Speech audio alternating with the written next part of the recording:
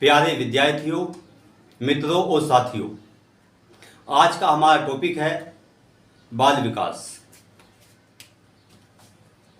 बाल विकास जो कि दो शब्दों से मिलकर के बना है, बाल और विकास, जिसमें बाल का अर्थ बालक से लिया जाता है और विकास का अर्थ एक ऐसी यूनिवर्सल प्रोसेस से लिया जाता है जो संसार में रहने वाले सारे प्राणियों के अंदर समाहित होती है। यानी कि एक ऐसी प्रक्रिया जो हर प्राणी के जन्म से लेकर के मृत्यु तक निहित होती है, निरंतर चलने वाली प्रक्रिया जिसको विकास कहा जाता है। यहाँ पर इन दोनों शब्दों को मिला करके बाल विकास नामक एक विषय की स्थापना की गई। बाल विकास जो कि बालकों के संदर्भ में है, यानी कि जो उनके जन्म से लेकर के और उनके परिपक्व होने के अध्ययन को यहाँ पर बाल विकास के अंतर्गत शामिल किया जाता है। यहाँ पर हम एक छोटी सी वीडियो के माध्यम से आपके सामने बाल विकास और साथ साथ बाल विकास का संक्षिप्त परिचय आपके सामने प्रस्तुत करने जा रहे हैं, क्योंकि यह एक ऐसा विषय है जो यूपी टेट, सी टेट और पीजीटी, टीजीटी और अलग अलग प्रदेशों में होने वाली शिक्षक भर्ती की परीक्षाओं में एक महत्वपूर्ण भूमिका निभाता है। तो इसी वजह से 5 फिंगर क्लासेस के माध्यम से आपके पास तक ये वीडियो पहुंच रही है। 5 फिंगर क्लासेस पर बहुत सारे वीडियो इस संदर्भ में पड़ी हुई हैं, अपलोड की हुई हैं। आप वहां पर जाकर के इनको सुन सकते हैं, देख सकते हैं। इन सभी वीडियो को पीपीटी के माध्यम से प्रस्तुत किया गया है। चूँकि डीएलएड की परीक्षाएं उत्तर प्रदेश सरकार के द्वारा की जाने वाली हैं, संचालित की जाने वाली हैं, जल्द ही नोटिफिकेशन इसका आने वाला है, तो आपके सामने किसी प्रकार की परेशानी ना हो और आप जो है कम समय में ज़्यादा से ज़्यादा अध्ययन कार्य कर सकें। इसी वजह से बाल विकास के विभिन्न प्रकार की वीडियोस को अपलोड किया गया है। आप वहां से उनसे लाभ उठा सकते हैं और इसका कोई शुल्क आपसे नहीं लिया जाता, केवल फ्री में आपके लिए पीपीटी पर नोट्स दिए हुए हैं। आइए आगे बढ़ते हैं। यहाँ पर क्योंकि बाल विकास की बात हो रही है और बाल विकास एक नया विषय है और इसकी शुरुआत जो हुई है वो मनोविज्ञान से हुई है। मनोविज्ञान की बहुत सारी शाखाएं हैं। जैसे जैसे मनोविज्ञान का विषय होता चला गया, हर शाखा ने अपना एक नया विषय स्थापित कर लिया। जैसे social psychology, industrial psychology, clinical psychology, sports psychology, बहुत सारे एनवायरमेंटल साइकोलॉजी, बहुत सारे क्षेत्र इसके बन गए। कुछ पहले समय में बने और जैसे जैसे इसमें शोध कार्य होता रहा, नए नए क्षेत्रों की स्थापना होती रही।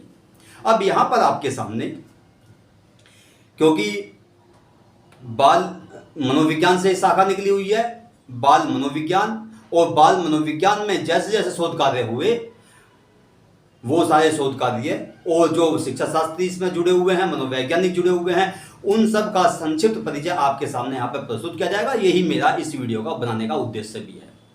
तो प्रारंभ करते हैं ग्रीक से, जिसको यूनान की भाषा कहा जाता है, और वहां के एक प्रसिद्ध दार्शनिक प्लेटो, जिन्होंने रिपब्लिक नामक किताब लिखी और यह क्वेश्चन कई बार एग्जाम में आ चुका है। प्लेटो पहले व्यक्ति थे जिन्होंने शिक्षा से संबंधित जो विवरण प्रस्तुत किया वो रिपब्लिक नामक पुस्तक में प्रस्तुत किया। ये पीजीटी में भी क्वेश्चन आया हुआ है और यूजीसी नेट की परीक्षाओं में भी क्वेश्चन आया हुआ है और अलग अलग प्रदेशों की परीक्षाएं जो होती हैं उनमें भी मैंने कई बार इस क्वेश्चन को देखा है कि ऐसा कौन सा दार्शनिक है जिसकी पुस्तक में शिक्षा संबंधी प्रक्रियाओं को पहली बार दिया गया। तो वो पुस्तक है रिपब्लिक, जहां पर उन्होंने इस बात को बताया, यानी कि प्लेटो ने इस बात को लिखा कि बाल्यावस्था की घटनाएं जो हैं वो बालक पर उसके बाद के जीवन पर प्रभाव डालती हैं। यानी कि बाल्यावस्था की जो घटनाएं हैं वो बालक के बाद के जीवन पर अपना प्रभाव डालती हैं। तो बाद के जीवन पर प्रभाव डालती हैं बाल्यावस्था की घटनाएं। अब यहाँ पर उससे आगे बढ़ते हैं और एक शिक्षा शास्त्री का नाम आपके सामने लेते हैं, कामेनियस। कामेनियस बहुत कम लोगों को पता होगा कि कामेनियस चेकोस्लोवाकिया के रहने वाले थे। चेकोस्लोवाकिया में मोराविया नाम का एक शहर है जहाँ पर उनका जन्म हुआ और बहुत प्रसिद्ध शिक्षा शास्त्री और दार्शनिक हुए हैं। उन्होंने एक संस्था की स्थापना की, स्कूल ऑफ इन्फेंसी, जो कि 1628 में की थी। स्कूल ऑफ इन्फेंसी में रहते हुए उन्होंने 2 पुस्तकें लिखी, प्राइमरी एजुकेशन के ऊपर और दूसरी प्राइमरी एजुकेशन में जो पाठ्य सामग्री पढ़ाई जाती है उस सामग्री का सचित्र वर्णन उन्होंने पुस्तक के अंदर प्रस्तुत किया कि प्राइमरी एजुकेशन की जो विषय सामग्री होनी चाहिए वो किस प्रकार की होनी चाहिए। तो छोटे बच्चों को ध्यान में रखते हुए चित्रात्मक रूप में उस सामग्री को प्रस्तुत किया गया। यानी कि कामेनियस ने प्राइमरी एजुकेशन और पाठ्य सामग्री की रचना किस प्रकार से हो, उनको कैसे पढ़ाया जाए, उसके बारे में दूसरी पुस्तक लिखी। अब इससे आगे बढ़ते हैं, ये 17वीं शताब्दी की बात है। अब आते हैं 18वीं शताब्दी में। 18वीं शताब्दी में 3 नाम आपके सामने बहुत प्रमुखता से लिए जाते हैं और कई लोगों ने इन 3 नामों को सुना भी होगा। पहला नाम है जॉन लॉक, दूसरा नाम है रूसो और तीसरा नाम है हॉब्स। यहां पर ये 2 नाम बहुत फेमस हैं। हालांकि फेमस हॉब्स का नाम भी है, लेकिन राजनीति विज्ञान के क्षेत्र में। जॉन लॉक और रूसो का नाम राजनीति विज्ञान के क्षेत्र में भी फेमस है और साथ साथ शिक्षा शास्त्र के क्षेत्र में भी प्रसिद्ध है। यहां पर जॉन लॉक, जो कि इंग्लैंड के निवासी थे, उन्होंने कहा कि बालक का जो मस्तिष्क है वो कोरी स्लेट के समान होता है। यानी कि जब बच्चे का जन्म होता है, जब उसके मस्तिष्क में कुछ भी लिखा हुआ नहीं होता, कुछ भी चिन्ह उसके मस्तिष्क में नहीं होते, जैसे जैसे वह वृद्धि करता है और उसका विकास होता है, वैसे वैसे ही स्मृति चिन्ह जो हैं वो उसके मस्तिष्क में बनते हुए चले जाते हैं। जैसे आपने कुछ देर पहले मेरे इस बोर्ड को देखा होगा, इस पर कुछ भी अंकित नहीं था और जब मैंने इस पर लिखा तो इसके ऊपर अंकित हो गया। जॉन लॉक ने 3 बातों पर फोकस किया। पहले बालक की इच्छाओं पर, उनकी अभिक्षमताओं पर और साथ साथ उनकी आवश्यकताओं पर। यानी कि बालक की रुचियां, उनकी इच्छाएं, उसकी आवश्यकताएं, उसकी क्षमताएं, उन पर उन्होंने फोकस किया और साथ साथ बालक के विकास में वातावरण के योगदान को, यानी कि उनके व्यक्तित्व के निर्माण में वातावरण के योगदान को महत्वपूर्ण बताया। इसके अलावा दूसरा नाम आता है रूसो का, जो कि स्विट्जरलैंड के शिक्षा शास्त्री हुए हैं और दार्शनिक और राजनीति विज्ञानी भी हुए हैं। उन्होंने एमिल नामक पुस्तक लिखी।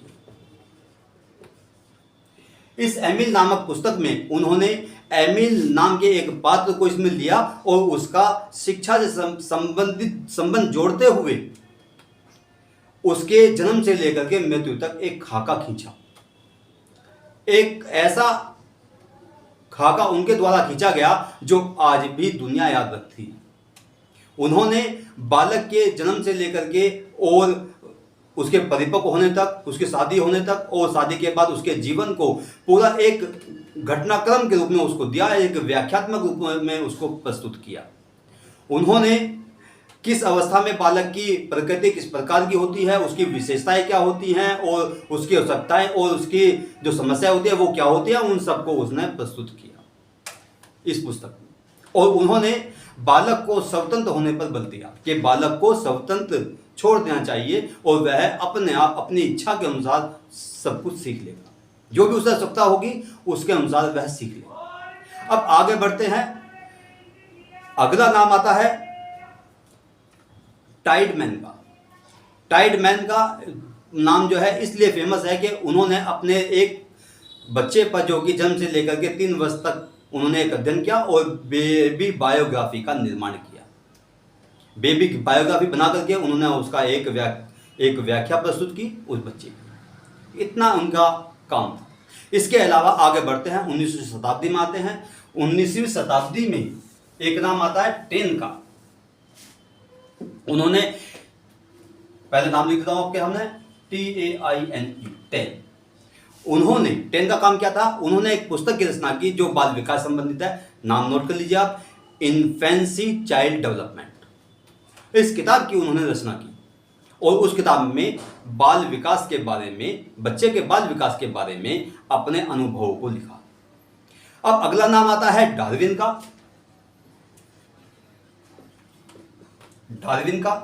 डार्विन ने एक पुस्तक की रचना की, biological sketch of the child. Biological sketch of the child उसी प्रकार की एक किताब जिस प्रकार से मैंने अभी बताया टेन की किताब थी। यहाँ पे बायोलॉजिकली रूप में बालक के जीवन का उन्होंने एक विवरण अपने अनुभव के माध्यम से प्रस्तुत किया। अब उससे आगे बढ़ते हैं और बहुत ही फेमस व्यक्ति का नाम, जो कि अमेरिका के निवासी थे, जिनका नाम है जी स्टैनले हॉल। GS हॉल इसको शॉर्ट में कहा जाता है।